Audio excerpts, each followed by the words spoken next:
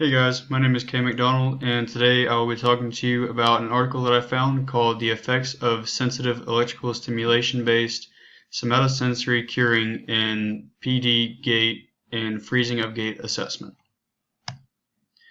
So, the purpose of this study was to investigate the effect of the electrical stimulation on how it affects the patients with Parkinson's disease and see if it makes a change. So some background on PD. It's the second most common neurodegenerative disorder. It usually affects people around the age of 60 and older, and the three main symptoms are tremor, bradykinesia, and gait impairment when walking.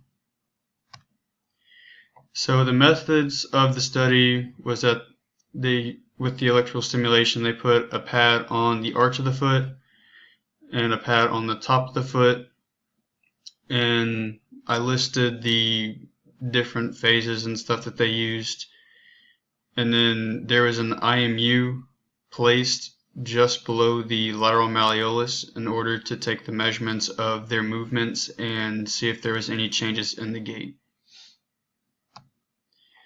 So the protocol, they had 13 subjects with this condition. Age range was 60 to 80.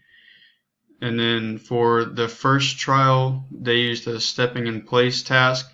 So the subject stood 2 feet, eyes open, and did like a stand in place march for 100 seconds at their own pace, and they could lift their knees as high as they wanted to. There wasn't like a specific parameter for that.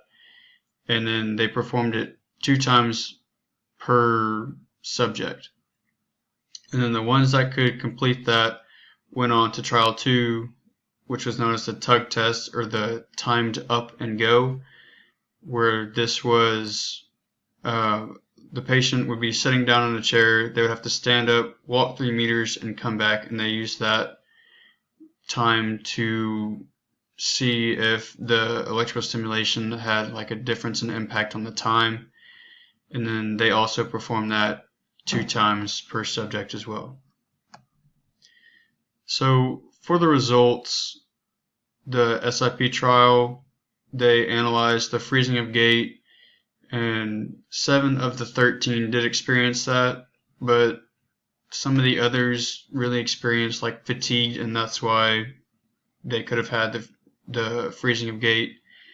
And then with the tug trial, they also analyzed the freezing of gait, but also the speed at which they were able to get up, walk, and come back.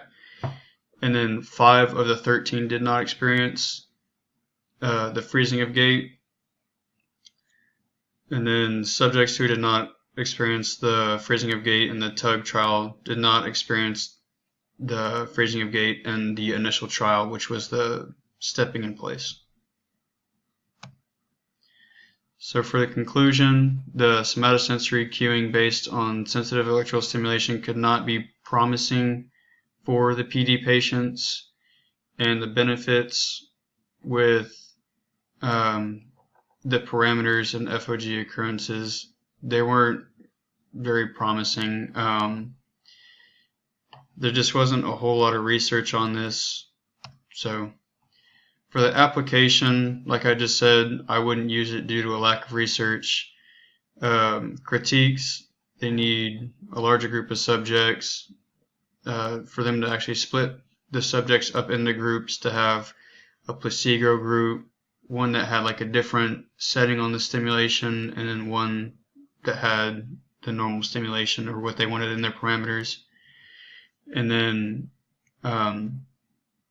for the stepping in place, they need to find something else for the subjects to do to where they don't experience the fatigue to affect the outcomes. And then for future studies, I want there to be an implantable stimulation device on PD where they can turn up and down the amount of stimulation to see if there is an effect.